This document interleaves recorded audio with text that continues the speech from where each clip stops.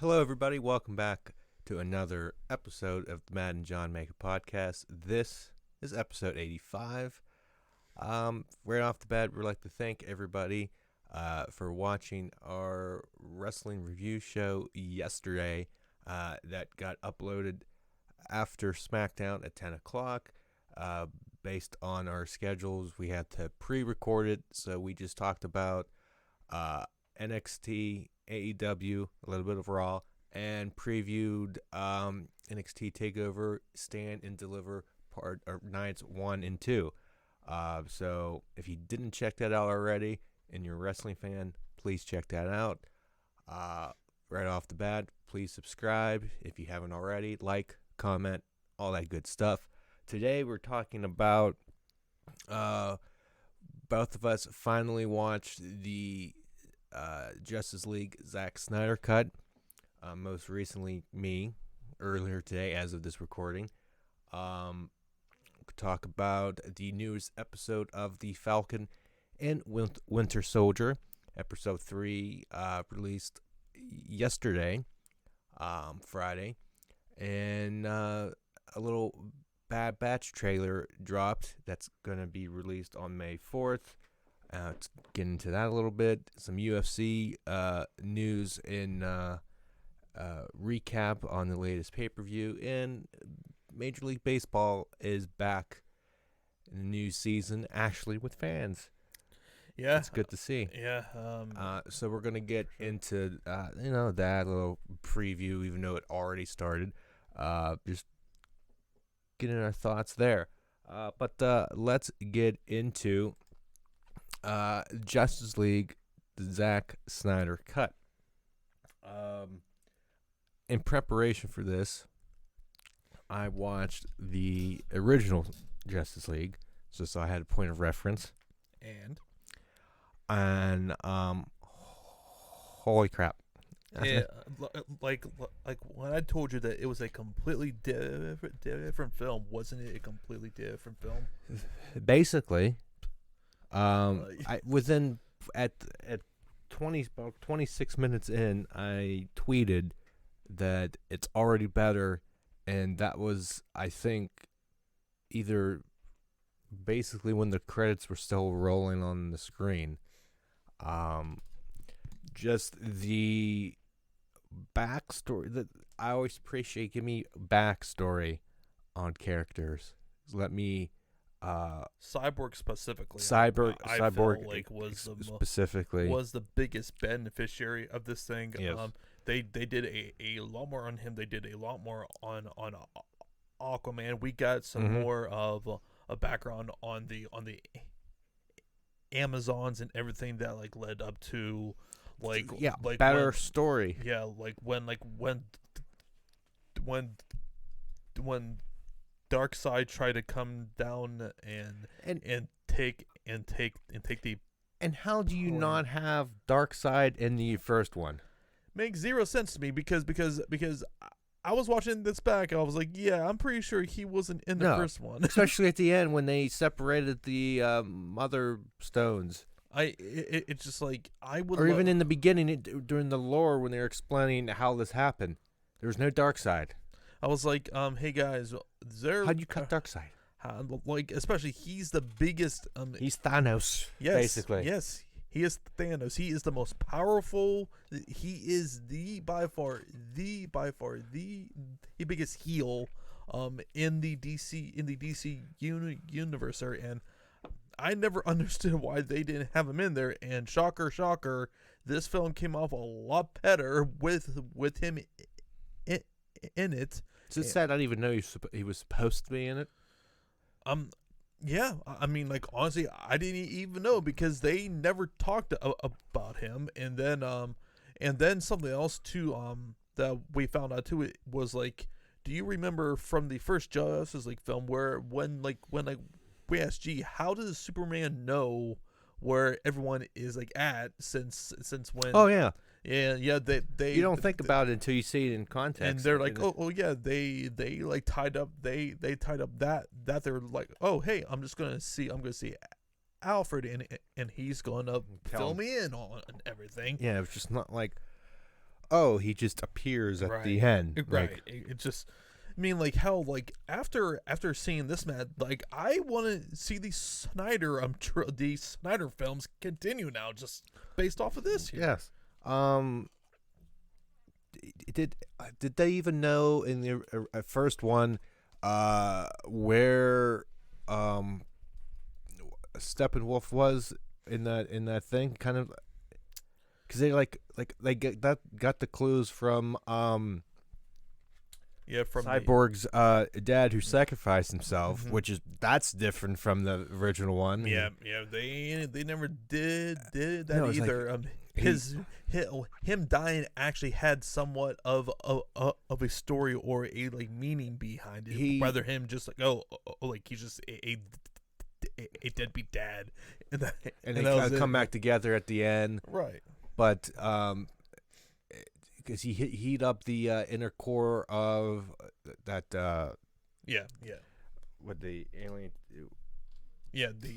of the Cube Mother thing, Stone, whatever. Yeah. And and so he sacrificed, and they were able to use satellites to find it, which Mhm. I don't. Obviously, that wasn't in the first one, so there wasn't any. I don't remember. It's sad that like I watched the first one not too long ago, like a day or two ago, and half the stuff I forget. But there's things that noticeably changed that like that the family over in that place where the nuclear plant was like gone. Oh yeah.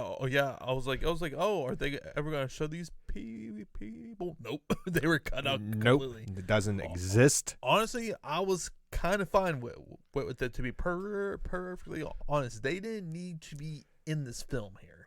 No, it works without it, but it's like I was expecting to see that scene, and that never happened. and it never happened. And the Flash to move them out or move the people out. Nobody was living there at all. No. Not in this cut. What else was noticeable? I don't remember. Like as I was talking about earlier, a more backstory on the Amazons and like hell, like when they fired that like arrow. Oh yeah, it was like, oh okay, yeah, that's right. Because how would Diana know that basically shit was going down? She shows up to Batman's cave. It's like it's already happening.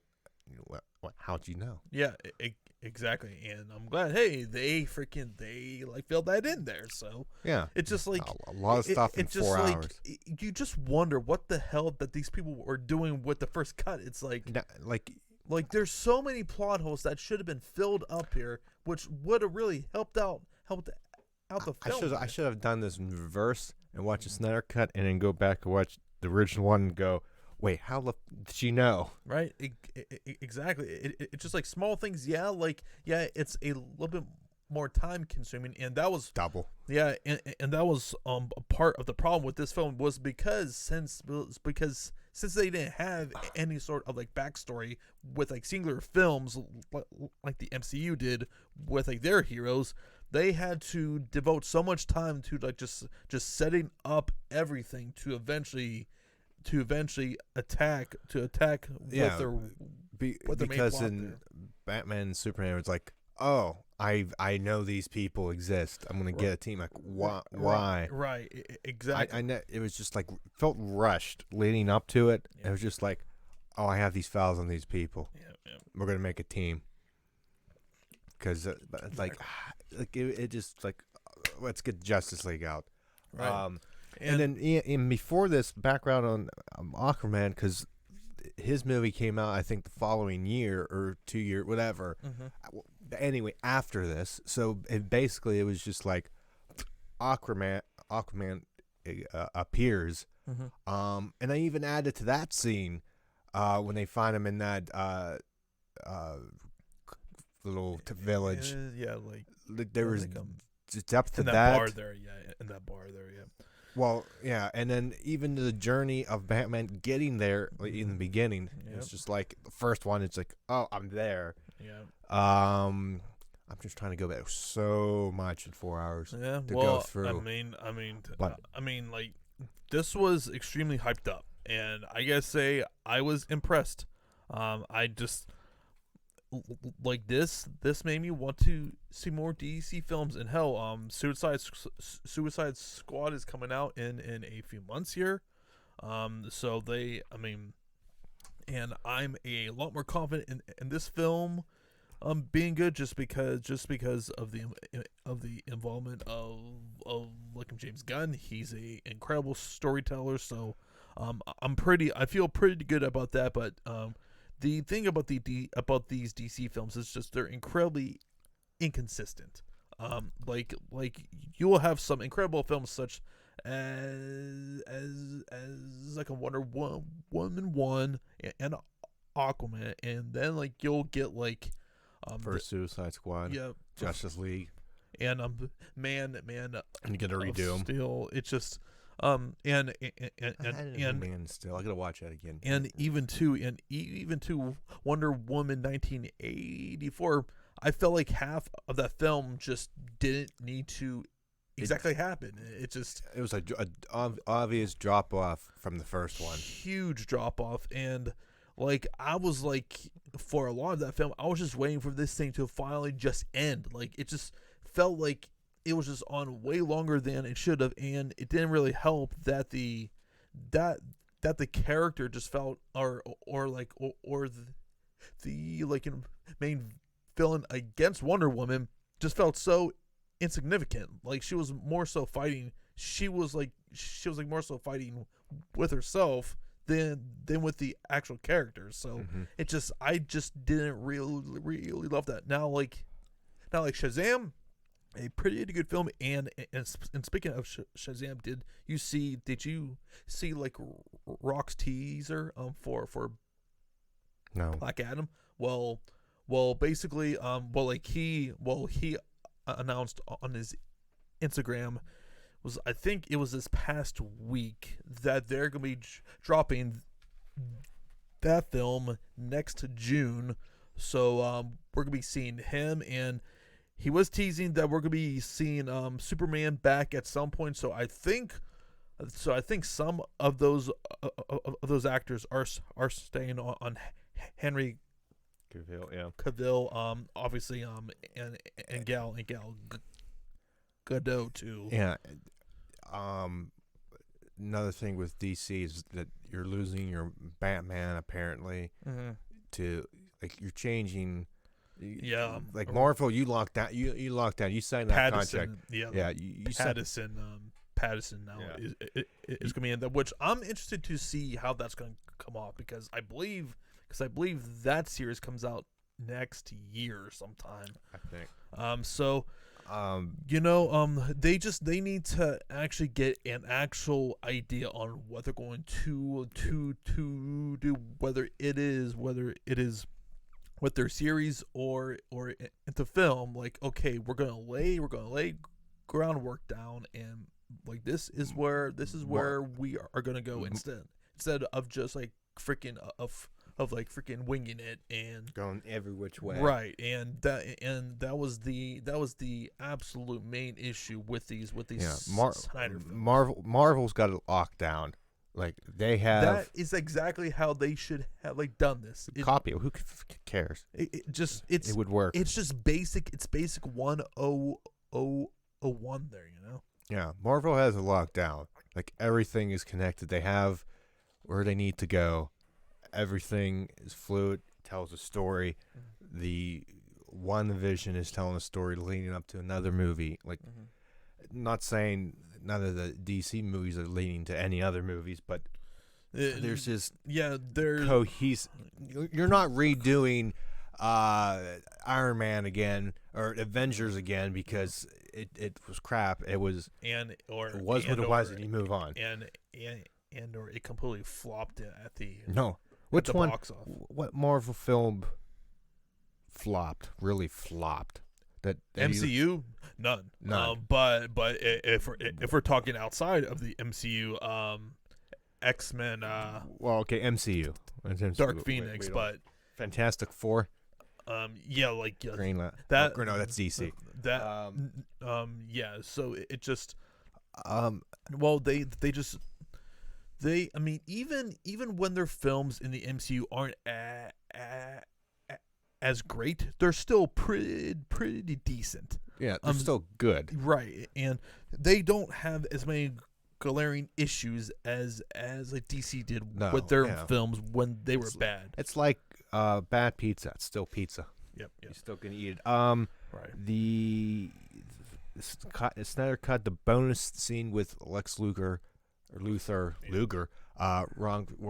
Lex Luger. Yeah, wrong John right here. Yeah. Which, by the way, why Jesse Eisenberg? Still can't get over. Still the weirdest casting. Yeah, I don't like it. Seen. They change because at the end of the original ones, like if they created a league, we need to create one of our own. Completely missing from this. Mm-hmm. Doesn't exist. No. Then they had the dream. Not even dream. Well, you could say dream, but premonition of him. That was a like alternate an alternate reality where basically Superman just went completely bad after like Lois died and Superman just went. Doesn't Darkhold get a hold of him? Yeah. So basically he falls under like Darkseid's did I say Darkseid or Darkhold? Or you said like Darkhold, but like wrong universe. Yeah, but he falls under Darkseid's influence, and he just destroys everything, and eventually leads to most of the like Justice League dying. So and Cyborg had the same vision. Right. And I was waiting for Joker to say we live in a society, but that was not there. Yeah. So all that hype, and then he didn't say we live in a society. Mm-hmm. Maybe I think it's there in the black and white. I think I was reading. I don't know. It might be, but that was interesting. So it's just funny how both like the Marvel and DC are kind of similar. Yeah. You're going after these stones, things. You put them together, get the power. The rich dude on each side, Bruce Wayne, Tony Stark have visions of bad things happening to everybody. I'm just sitting there. The parallels are just. Well, I mean, if you really think about it, Tony Stark and Bruce Wayne are pretty much carbon copies of each other. The whole like premise, alien. It's just funny to think about. Aliens come by, parents killed. A very like wealthy family. Yep. Just has incredible tech.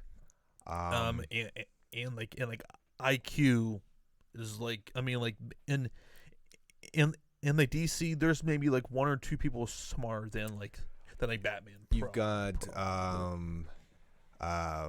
even though this is not really 1-to-1, you have Captain America and you Superman that just exclude, not patriotic, but they're not as super, but both are kind of super strong in a way. Mm-hmm. One more so than the other.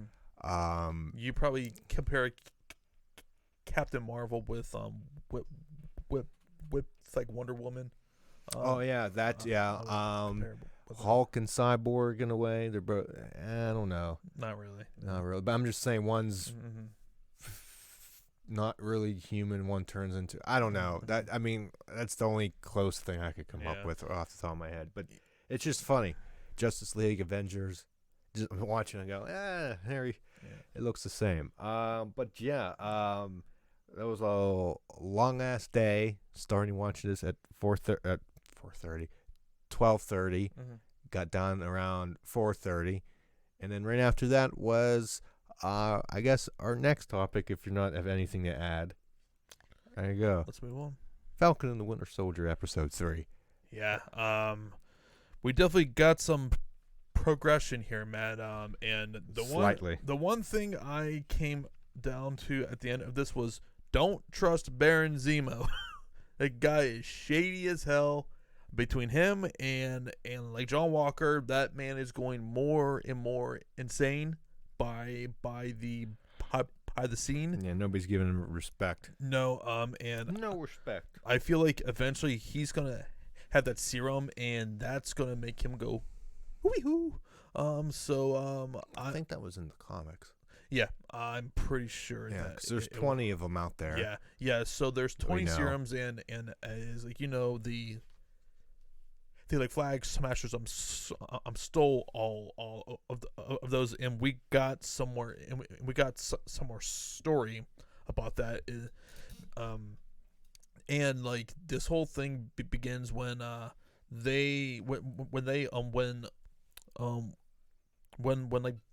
Sam and Pucky bust out Baron Zemo out of jail, because pretty much they don't have any sort of like leads whatsoever, and he was the guy who knows all of like Hydra's secrets, and with like Baron, he doesn't like these people with superpowers running around too. So pretty much the enemy of my enemy is my friend here. So so it was really interesting just seeing that whole thing into Matt, seeing the crossover now between this show and Black Panther. I did not see that coming there. No, I didn't recognize those little metal balls. I was like, oh, okay, oh, yep, and then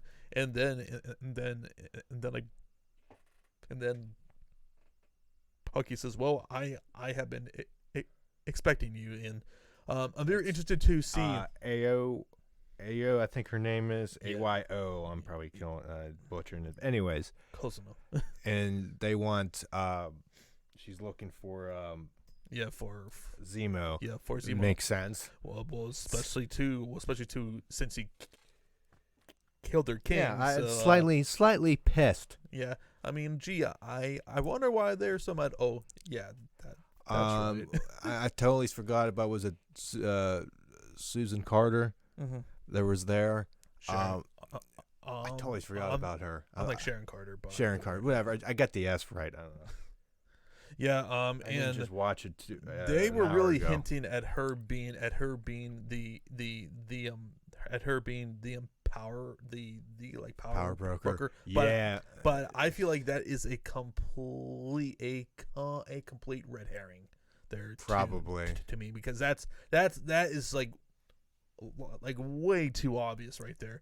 To me, what would be interesting would be if John Walker turned out to be that guy, but at the same time, I don't think that would make any sense whatsoever. I didn't see any of that in the comics, so that would be people would know right off the bat. Yeah, so I don't think it's him, and to me, Zemo, I could kind of see it, but then again, why would he deliberately give up? Like, why would he give these people that serum when he has when he's made it pretty clear he doesn't really like people stealing his like work and stuff there. So I don't think it's That'd be a twist. Yeah, that would be but I don't think it's him either, so I'm not exactly sure. Because I don't think when they go and meet that lady in that over in Malapur, the Madripoor, the shady club there. Yeah. She gets shot, but it doesn't seem that Sharon killed her. No. So somebody killed her. I mean, 'cause that freaking bounty went out quick. Yeah. Like immediately.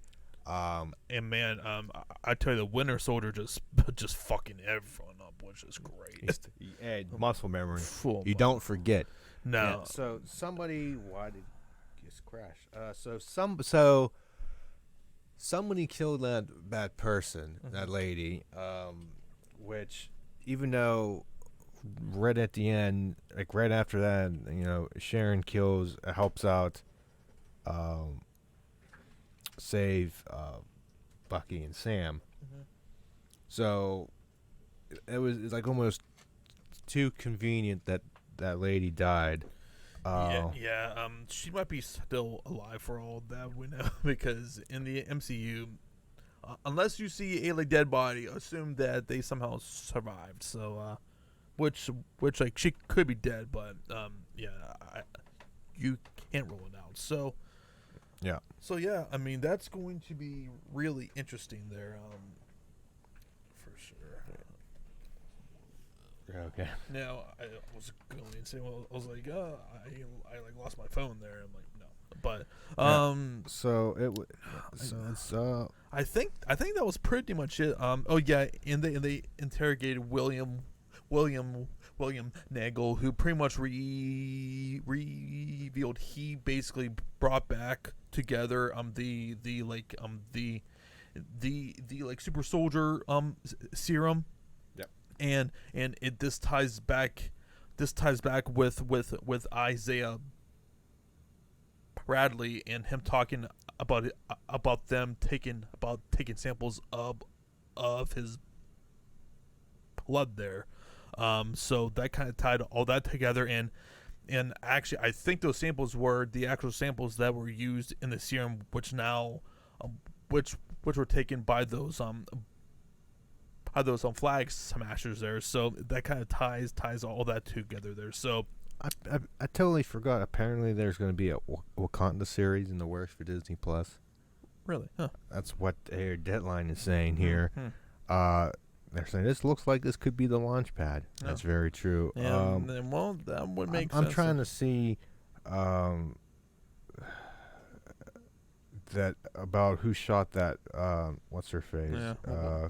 Shelby, because that is like that's bothering me. Yeah. I'm sure we'll find out soon enough. So now there are like 3 episodes left. Halfway done now. The main thing I'm most excited for outside of find out who this power broker is going to be is seeing the eventual fight scene be between Winter Soldier, Falcon versus all of these flag smashers. It's going to be an awesome fight scene. So I cannot wait for that. Maybe the power broker killed that lady Shelby. Who knows? Before she said anything. Very possible. It's mysterious. Yeah, and then conveniently have Carter shoot, so people think, oh, maybe it was her, but it wasn't. If you've watched, so can't wait next Friday. And then coming May the 4th, be with you. We got the debut, and we had the trailer of The Bad Batch coming to Disney Plus again. Apparently, 70-minute first episode. So a holy shit, big debut for this series. I think it's only like 4 episodes. It's short, but it's coming out on May 4th, with the second episode. I think starting on May 7th. So real quick turnaround. I think the same thing happened with Mandalorian on May the 4th, like 2 years ago. So it was like the Wednesday, it was the middle of the week, and then Friday. So then every Friday there. So the trailer came out. For somebody who didn't watch Clone Wars, is going in as kind of blind. What did you think of the trailer? I mean, it'll look good. I don't really have too much to add, just because I don't really know these characters all too well. I'll definitely be like brushing up on my knowledge on once the like drop date comes closer here. But yeah, I mean, it looks interesting, and as you said, this is happening right after the Clone Wars are over. So I think they're saying it's in the gap between episode 3 and 4. Right. If you want to watch anything from the Clone Wars to freshen up for like one episode, like 20 minutes out of your day, fine. I forget what episode, what season. I think it's the last season, actually. Final season. It's the Bad Batch episode on the Clone Wars. Right. We get you kind of see their thing there. So yeah, they consist. You got Hunter, Echo, Tech, Wrecker, and Crosshair. I think Crosshair is a good shooter. Wrecker just destroys stuff. Tech, well, he's good with tech and all that fun stuff. Mm-hmm. Yeah, 70-minute premiere on May 4th. There's a child. It's saying here, this is Entertainment Weekly. I'm using a Escape with a Child. I think we saw there. And if you look, somebody saw the closed captions. It refers to child as Omega. Ming-Na Wen's, I killed her name. Her character from The Mandalorian, Fennec Shan, is in here too. So more backstory on that character. Mm-hmm. She's been around because her character in Mandalorian is after 6. Yeah. So we'll see how she is developed. Saul Guerrero, who you may know from Rogue One, Forrest Whitaker played him and also was in the Clone Wars. Right. I think is in here too. Yeah, so basically the trailer it looked good. It looked good action. Dave Filoni is producing this. Basically his baby here. Mm-hmm. Obviously he did the Clone Wars. So there's a lot of stuff. A lot of stuff here. I can't wait. I like this group from the one episode they were in the Clone Wars series. So it's good. Another thing to look forward to next month. Mm-hmm. Pretty much a month and 2 days away as of this recording. A month and a day as you're watching this. So yeah, some good stuff. Lead coming up. Can't wait. Yep, for sure, Matt. For sure. All right, so we get into some UFC talk. We had, I believe, this weekend was UFC 261. I believe.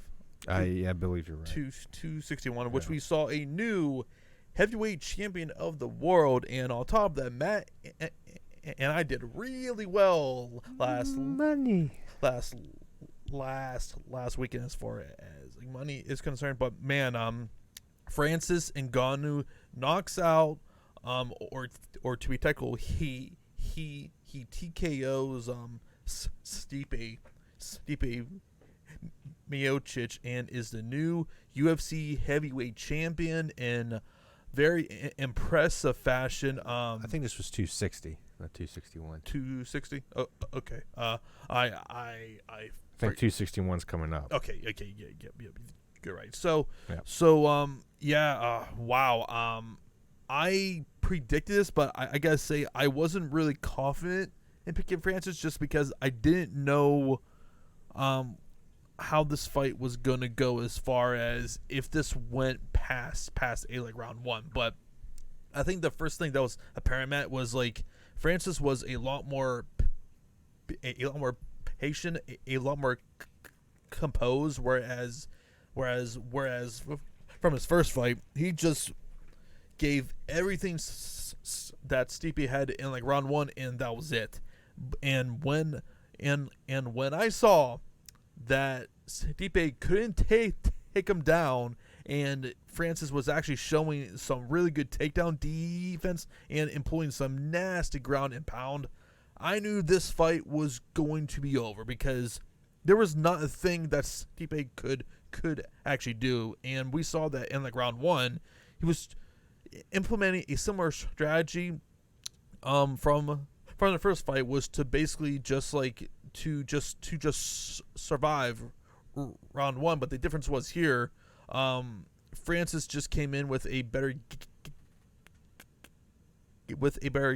game plan here, and to where Stipe had to in round 2 he had to do something, and when he tried to be more aggressive, that's when Francis just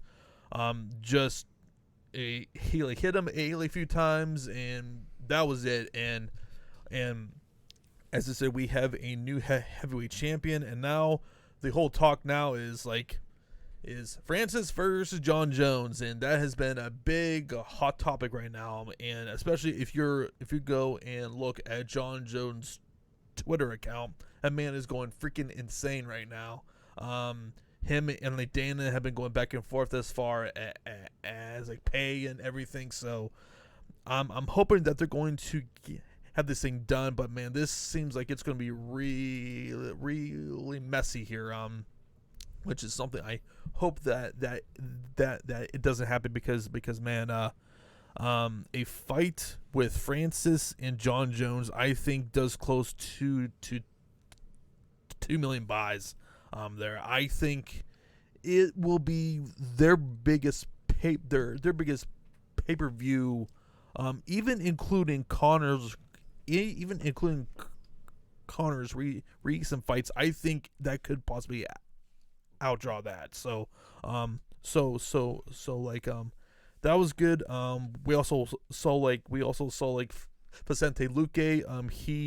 He submitted Tyrone Woodley in pretty short order. Although I will say this, Woodley came out the most aggressive as I've ever have seen him. And this now marks, I believe, his fourth straight loss, and that was also his final fight on his contract. So he pretty much is finished up with the company, and Dana White essentially said so after the show ended. He's 38 now. He was champion for a few years, but sooner or later, man, Father Time, it catches up with everyone, and that has been so obvious and clear now. So we saw a good finish there, and then Sugar Sean O'Malley absolutely just killed Thomas Almeida with that final ground shot. I was like, like just literally caved his head in, and like all you heard from me and like Matt said, like Jesus, just killed the freaking dude. Yeah. Like I just that was painful to freaking watch, and what that freaking ref was doing, continuing that fight when it's clear when the Sugar Show, he didn't want to continue fighting, but until they call it off, he's like, well, all right, just that was just, it was a nasty shot, but a very dominant win. And to be perfectly honest, I'm surprised that fight even got out of like round 1, because he was just toying. O'Malley was just toying with Thomas Almeida there. So he gets a big win there. Would think he's going to be getting a top 15 guy. Dominic Cruz's name has been thrown around as a possibility, so we'll see how that goes. But man, that was a like really fun card, a really successful night, as like I said, for Matt and I there. So yeah, a very solid card. No show this week, but there was a Bellator card last night, which I thank you all for tuning in and tweeting along. Matt, he was on SmackDown there, and I obviously on that. So yeah, a good week of fights there. And also we also got like news as well, Matt. Yep. UFC 262 in Houston sold out, and similarly with Jacksonville, that sold out in like minutes, which just goes to show you, Matt, everyone wants to get back to going to any sort of like live events here. So yeah, not exactly surprised by that whatsoever there. Didn't we the Conor McGregor fight become official? Not officially official, but yeah. I thought they signed. He signed the contract, didn't he? Dustin Poirier did. I don't think Conor has yet. But yeah, it's happening. Yeah, well, yeah, it's essentially happening on July 10th. So yeah, that's going to be coming up here within a few months. We have we have the card of like Masvidal versus Usman in a few weeks here. So yeah, a lot of good fights coming up here. Mm-hmm. It's the switch to another sport. Let's go some Major League Baseball. Season just went underway. 1-0. Pittsburgh Pirates are 1-0, baby. World Series, here we come. I got my tickets already. Mm-hmm. Yeah. Oh. So. Oh, and how about the commissioner pulling out of the All-Star game in Atlanta there? Did like you hear? I did see that. I was like, oh god, this is going to be a very pulverizing decision right here. Polarizing. Pulverizing. Ugh. Two different things. Yes, I'm gonna pulverize. I'm gonna punch you in the face. Yeah, a very polarizing. Yes. Very polarizing decision, to say the least. If you go onto social media, this whole thing just became extremely political, which I mean it pretty much was here. So you can pretty much expect what the like reaction was going to be from one side to the other there. So mm-hmm. But as far as the season itself, I'm just happy that we're going to be having fans in the stand. I'm very interested to see what Texas Rangers Stadium is going to be like, since they're going full boat 100% capacity there. Interested to see how that's going to come off. We saw, I want to say like Chicago had 20%, something like that. Yeah, but a couple thousand. But hell, I mean, just even that alone, the games come off just so much more lively. Like, man, just even seeing these games in front of like no fans, hard to watch. Really, really hard to watch. And just people booing the umpires' calls that are obviously outside the zone on the pitch. You need to hear, "What are you doing?" And just heckling. It's just like, this is good. I miss this. And just talking specifically about our team, I gotta say, it's only one game, but like there's at least something there that that it's gonna at least have my interest to consistently tune into. And the number one guy, Matt, I gotta say, is Key Brian Hayes. I don't have no key. No, I just no keys to throw up. Man, all that you heard all spring training was about this kid is just killing it. And if you looked at his stat line, he really was, and you just had national media people really building him up. I mean, I can't tell you. I swear, it must have been every other day that they were talking about this kid. And man, he's got a lot of potential there for sure.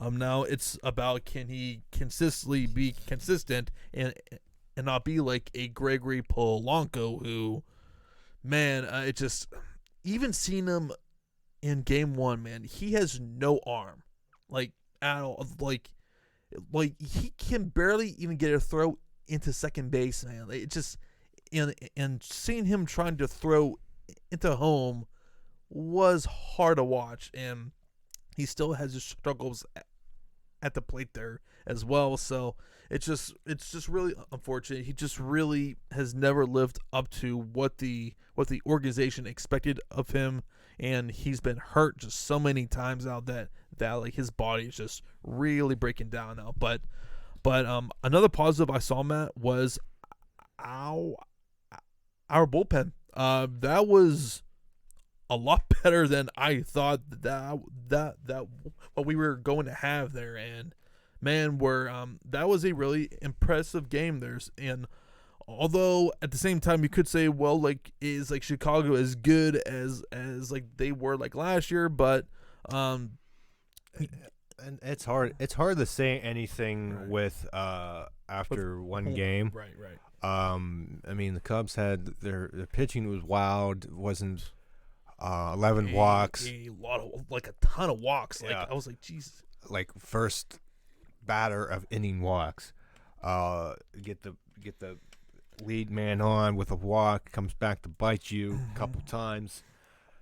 Hell, the Pirates had they were like 3 for 20 with guys in scoring position. If you have 20 opportunities to have guys score, regardless of like, how bad that your offense is, sooner or later you're going to like really cash out on that there. So I mean, so that was really something that I took away like from that. It was like, okay, like there are some things to where I believe, Matt, we are not going to be vying for that for that like number one pick this year, because even if like you look at like this team compared for like last year's team, to me our bullpen has more higher upside. And if you listen or like read to people such as like Dejan Kovacevic, who have really raved about the Pirates' arms and their bullpen, that is something I feel like could really help them win a ton of games this year. Just what mainly concerns me about this team is their starting pitching. I don't think you're going to really know what you're going to really get out of them, but we shall see how all of that goes. But as far as like, who do you think is going to be in the World Series? I would say in the National League right now there are like 3 teams that I'm currently looking at. Obviously LA Dodgers, San Diego Padres, and the Atlanta Braves. And I think a dark horse is like New York Mets. And that also all going to depend if they can just stay healthy, which as we have seen with them, they just constantly are getting hurt, and mainly with their starting pitching. But they acquired Francisco Lindor, who I believe just signed a 10-year contract, Something like that. Yeah. A lot of money. Yeah, I think it was for $341 million. He should push some money back, so if they get rid of him every July 1st, he gets paid. Well, supposedly, I think John Heyman or someone said that they can't defer the money. Yeah, they can't. Oh, that sucks for him. So like they're gonna be getting all of that. So he's been getting all of that in that time span. So So yeah, I definitely feel like those teams are going to be in the mix. As far as with the American League, I don't think there's a clear cut contender. Like obviously, No. obviously you have your Houston's, New York, Tampa Bay, but I don't think that Cleveland to too. extent. But like I don't think there is that singular great team. Whereas in the NL, to me, when they're completely healthy, the LA Dodgers are by far are the best team right now. The best starting staff between them and the San Diego Padres. When like Joe Musgrove is like your 4 or like your 5, you're sitting pretty good. And for the LA Dodgers, when David Price is your freaking 5, you're sitting pretty damn good. So it's just it's crazy, but yeah. So is that kind of how you see it too? Yeah, pretty much. Yeah, I kind of agree. To be honest, I just this whole year, last year, I've been like out of the news of like who signed who, or like what changed, because it just I'm just out. I've just been out of it because just everything normal. Oh yeah. Your normal routine, the dates of all this stuff, it's been out. Like COVID just screwed I know nothing, but just enough to agree with you on those teams. And by the way, LA signed, if you recall, Trevor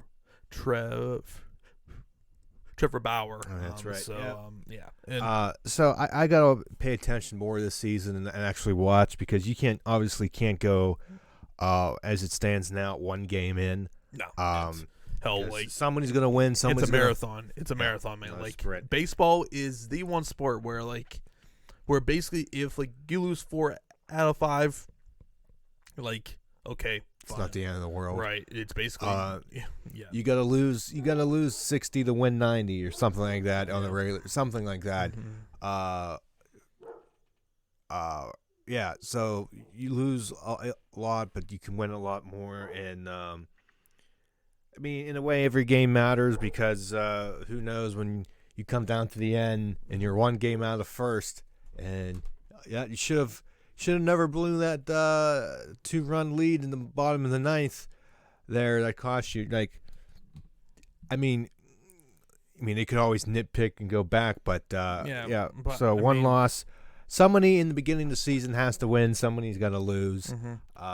Basically, it's all about earlier in the season, just basically just like staying in there and not falling too far behind, to where you are asking yourself to like catch up 6, 7, 8, or 8 games. And then by summer, June, July, after the break, you need to be hitting your stride and playing some good baseball, because we've seen it here. Right around that break, you have that. Sometimes you get that streak going into it, and then the break happens and you forget the baseball. I mean, was like 2 years ago. We were like damn close to the top of the division, surprisingly, and then break happened. You're feeling good. And then baseball, you forgot the baseball. Shit happens, but so that's a critical time. Stay in the hunt, like you said. The break happens, the middle of summer. You start cranking wins consistently, winning your series, winning competitive games, make a move at the deadline. Hopefully, it helps. Add a piece. Add the missing piece, and make a run in the big months of August and September. Yeah, and something else I'm keeping an eye on too, Matt, is the MLB player draft, which is coming in like June. Because if you're a Pirate fan, you're keeping close of who are they going to choose between Kumar or Jack Leiter who could very well be in the starting rotation next year. You never know, because these guys are just killing it at Vanderbilt right now. Yeah, I would say 2 years. Yeah, at the minimum. Right.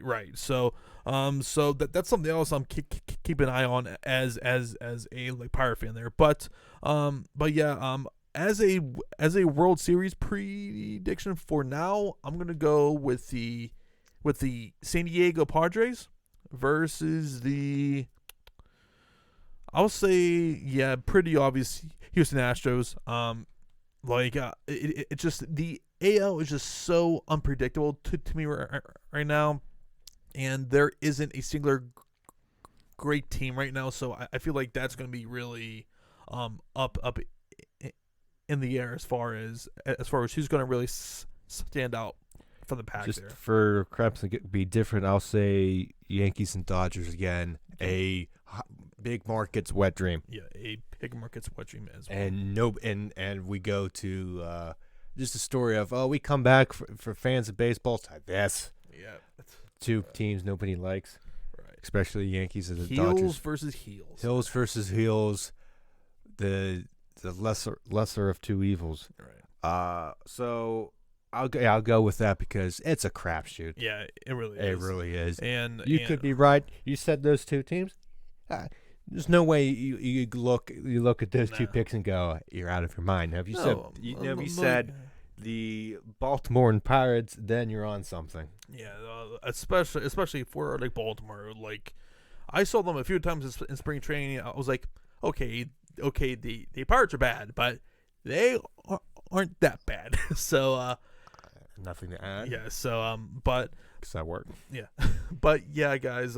I think that's going to pretty much wrap it up. Yeah, wrap it up, Matt. So 85. Yeah, 85. A little quick episode, relatively, this week. So yeah, like I said in the beginning, like, comment, and subscribe. All that fun stuff. You know the deal. We had the wrestling review show. It's on the channel. Went live yesterday. At premiere, it was pre-recorded. I know it was different from the usual, but and I tell you, the AEW portion took forever to freaking get through. I swear we talked about that for almost a freaking hour there, just on that alone there. We had a lot to say. A lot to say about that, man. And probably get into it next week. The forbidden door is wide open today. Yeah, Chris Jericho appearing on Steve Austin's podcast. When you said when you texted me and said Jericho's be on Austin's podcast, I was like, okay, it can't be the one on the network. Doesn't Stone Cold used to have his old podcast? He finished it. So I was thinking that, I went to that because I didn't think of that happening. And then I looked, and then I saw the little teaser of Jericho sitting across from Austin with the Jericho troll face. Yeah. And the network tweeting out and not that it wasn't a joke. And AEW then retweeted it. Retweeted that. I was like, what is life? I was like, what the hell is happening here? And what's going on? I'm interested to see, do they make any sort of mention? I believe they do. I mean, Stone Cold doesn't care. I mean, you kind of have to. It's like, oh, hey, Chris, where have you been all this time? I've been sleeping. Touring with Fozzy, sleeping somewhere. No, I think they mentioned. I think even Stone Cold had an interview that kind of teased it, because he texted Vince because Jericho talked to him after Undertaker's podcast, and then they talked, and Stone Cold's like, I would like to have you on. And they're like, oh, yeah, it'd be good. And he texts Vince, you okay with this? I have this idea. And he goes, he asked him a second time. He was like, sure. He was like, Vince, are you sure? You okay? Gave him a thumbs up. And it was just like, Vince is playing 4D chess, and we're living in it. It's Vince's world, and we're living with it. And then Tony Khan approves it. It's just like, what is this? Tony Khan, I don't think I don't think would care. No. It's more so Vince who To be nonchalant, yeah, it's okay. Go ahead. like what? like I was like talking with all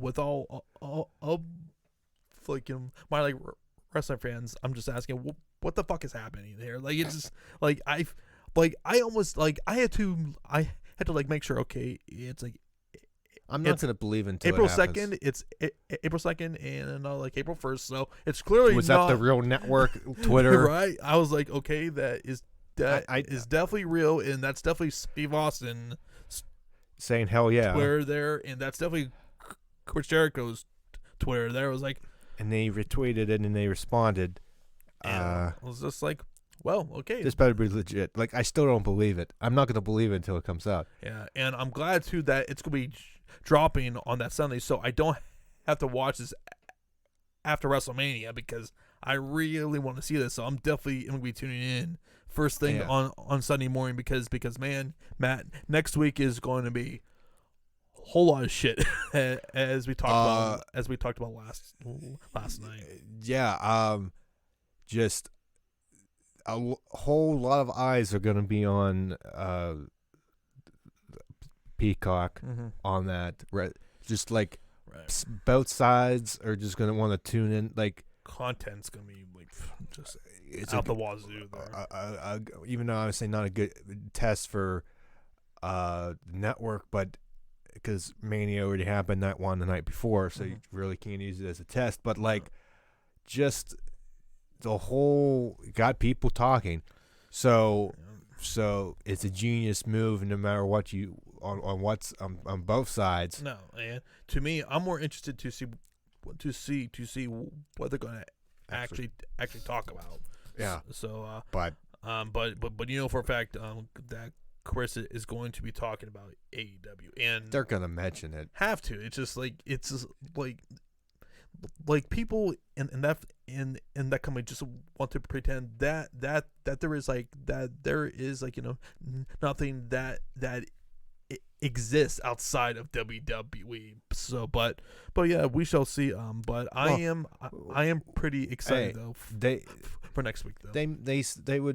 They mentioned it took them, but they would mention TNA on the thing. They had interviewed Dixie Carter. I know. So it's after a while. You would think now it's just like, who cares if like you talk about them. It's not like that they're gonna be putting you out of like business or anything. I think at least on their main shows they don't mention it. They just don't mention direct competition. No.